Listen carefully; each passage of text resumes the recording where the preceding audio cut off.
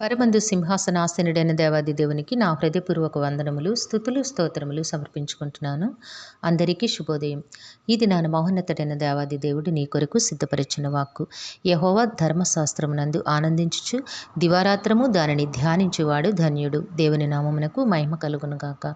ఈ మాటలు కీర్తనల గ్రంథము 1వ అధ్యాయము 2వ వచనంలో రాయబడి ఉన్నవండి.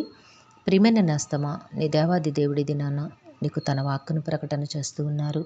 నీ బ్రతుకు ఎంతో ఆశీర్వాదకరముగా ఉండినట్లుగా, నీ ప్రవర్తన స్థిరపడి ఉండినట్లయితే నీవు తప్పకుండా ఆ ఆశీర్వాదములను పొందుకోగలుగుతావు. నేస్తమా, నీ బ్రతుకు ధన్యకరముగా ఆశీర్వాదకరముగా ఉండాలి అంటే నీవు చేయాల్సిన పని ఏమిటి? దివారాత్రము కూడా నీవు ఆయన ధర్మశాస్త్రమును ధ్యానించాలి. ధర్మశాస్త్రము అనగా ఏమిటండి? ద్వితీయోపదేశకాండము 6వ అధ్యాయం 6వ వచనంలో చెప్పబడిన రీతిగా, నేడు నేను నీకు ఆజ్ఞాపించు ఈ మాటలు నీ హృదయములో ఉండవలను. ధర్మశాస్త్రము అనగా ఆయన ఆజ్ఞలు, ఆయన చెప్పిన మాటలు నీ హృదయంలో నీవు దాచుకొని ఆ మాట ప్రకారము జీవించడానికి నీవు ప్రయత్నము చేయాలి. దివారాత్రము ధ్యానించుట అనగా చదువుట మాత్రమే కాదు.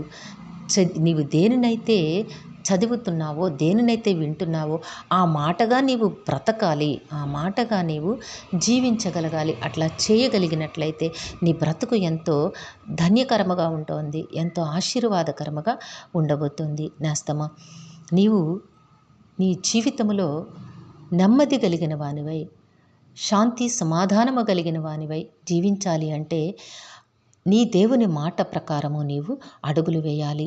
నీ ఆలోచన కాదు, నీ మాట కాదు. నీ ఆలోచన నీ పొరుగువానికి కీడు చేసే రీతిగా అనేక పర్యాయములు నిన్ను నడిపిస్తోంది, నిన్ను ప్రోత్సహిస్తోంది. కానీ దేవుని మాట ఎన్నడూ కూడా నీ పొరుగువానికి హాని జరగకుండా, కీడు జరగకుండా, నీ పొరుగువానికి ఎంతో మేలు చేసేదిగా ఉండినట్లుగా నీ ప్రవర్తన స్థిరపడి ఉండిన ఎంత మేలు, ఎవరికి మేలు? నీ బ్రతుకుకి, నీ జీవితమునకు, నీ కుటుంబమునకు కూడా ఎంతో మేలుకరముగా ఉంటుంది. కాబట్టి నేస్తమా, నీవు ఆయన మాట ప్రకారము, ఆయన ధర్మశాస్త్రమునందు నీవు ఆనందిస్తూ, అంటే నీవు చేయొద్దన్న పనిని విడిచిపెట్టి చేయమన్న పనిని చేయడానికి ఇష్టతతోనూ ఆనందంతోనూ నీవు కోరుకొనవలను, అట్లా జీవించవలను. నీవు అట్టి రీతిగా బ్రతకగలిగినట్లయితే నీ బ్రతుకు ఎంతో ధన్యకరముగా, ఎంతో ఆశీర్వాదకరముగా, ఎంతో ఫలభరితముగా ఉంటుంది.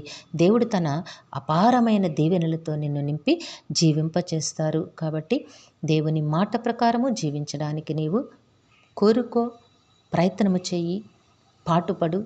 దేవుడు తప్పకుండా తన ఆశీర్వాదములతో నిన్ను నింపి జీవింపచేస్తారు. ప్రార్థన చేసుకుందాము. ప్రేమజాలి నమ్మకం కలిగిన తండ్రి, మీ ఘనమైన నామమునకు వందనములు. మీ బిడ్డకి మీరు ఇచ్చిన వాక్కును బట్టి స్తుతులు సమర్పించుకుంటున్నాము. రక్షక నాయన, మా ప్రియులందరినీ, వారి కుటుంబములను మీ దివ్యహస్తములకు అప్పగించుకుంటున్నాము తండ్రి. అందరికీ కావాల్సిన ఆయురారోగ్యము, పరిపూర్ణమైన రక్షణ, దీర్ఘాయుషు, నెమ్మదిని ప్రసాదించి మీ శాంతి సమాధానంతో జీవింపచేయండి తండ్రి. మేలులతో హృదయాలు తృప్తిపరచండి నాయన. మా ప్రియుల కుటుంబంలో బిడ్డలకి ఉన్నతమైన విద్యను, భవిష్యత్తును ప్రసాదించండి తండ్రి.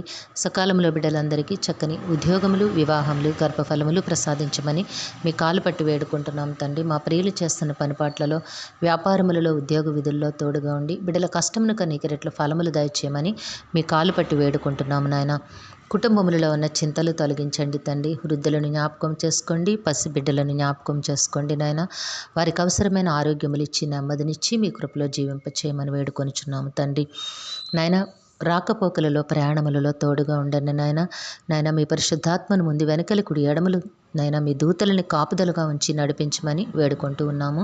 కనికరము కలిగిన దేవుడా, ఏ బిడ్డలైతే తండ్రి నాయన భయంకరమైన విపత్తులలో ఉండి మీ వైపు ఎదురు చూస్తూ ఉన్నారో వారందరికీ కూడా మీ వాత్సల్యతను మెండుగా అనుగ్రహించి నాయన విడుదల కలిగి చేయమని వేడుకుంటూ ఉన్నాము.